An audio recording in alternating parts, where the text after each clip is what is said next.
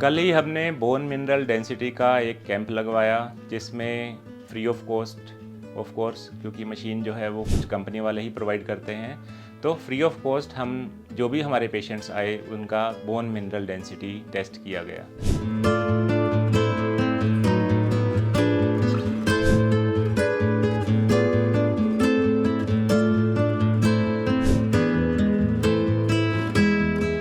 मैं उसके बारे में आपको बताना चाहूँगा कि ये बोन मिनरल डेंसिटी क्या होती है, इसके रिज़ल्ट्स क्या होते हैं और इसको कैसे इंटरप्रेट किया जाता है। तो बोन मिनरल डेंसिटी एक पोर्टेबल मशीन है जो कि किसी भी क्लिनिक या छोटे सेटअप में लेके जाई जा सकती है और इसमें कोई पेन नहीं होता, केवल अपना पैर का जो एडी वाला एरिया है वो हमें रखना पड़ता है और उस एडी वाले एरिया को अल्ट्रासाउंड के थ्रू एंड थ्रू जो पास करती है एक एंड से दूसरे एंड के ऊपर, जैसा कि आप मशीन में देख रहे हैं।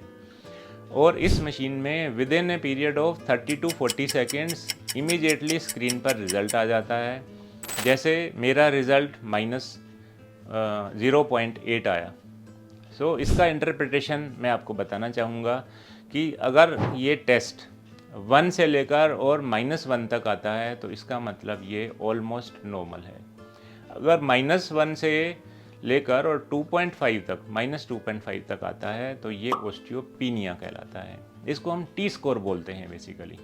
और -2.5 से भी और डाउन जा रहा है तो ये ओस्टियोपोरोसिस की श्रेणी में आता है। तो कुल मिलाकर इसको हम सीवियर ग्रेड का कहते हैं। तो कहने का मतलब मेरा ये है कि हम इसके थ्रू एक अंदाज़ा लगा सकते हैं कि किसकी बोन मिनरल डेंसिटी कम है, यानी बोन्स किसकी कितनी कमज़ोर है। सो बोन की कमज़ोरी का टेस्ट है बेसिकली ये। ऑलमोस्ट अब तो फ्री ऑफ कॉस्ट किसी भी क्लिनिक में अलग अलग जगह पर जहाँ कैंप्स लगते रहते हैं वहाँ पर हम करा सकते हैं और अपने स्वास्थ्य को पहले से ही जांच करके और उसका इलाज कर सकते हैं।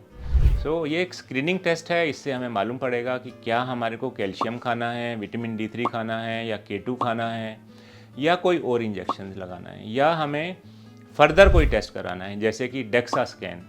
डेक्सा स्कैन में एक टेबल के तरह का आपको लेटने के लिए एक जगह होती है, उसके ऊपर एक सी आर्म की तरह एक आर्म की तरह एक मशीन चलती है, उसके ऊपर जो है वहाँ से लाइट आती है और वो आपके स्पाइन को L1 से लेकर और L5 तक के एरिया को और दोनों तरफ के कूल्हे को लाइट मारकर एक्सरे करके और उस जगह पे उसका जांच करता है कि इसमें डेंसिटी ऑफ बोन कितना है।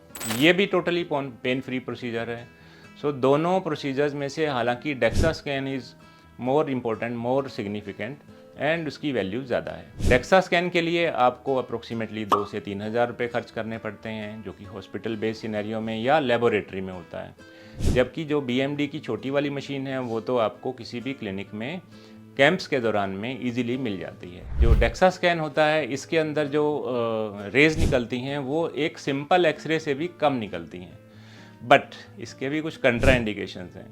वो कंट्रा इंडिकेशन है कि अगर आप प्रेग्नेंट हैं या आपको मालूम नहीं है शायद प्रेगनेंसी हो सकती है, तो आपको ज़रूर बताना है टेक्नीशियन को या डॉक्टर को कि ऐसा है, तो फिर उस केस में आपका ये टेस्ट नहीं होता है।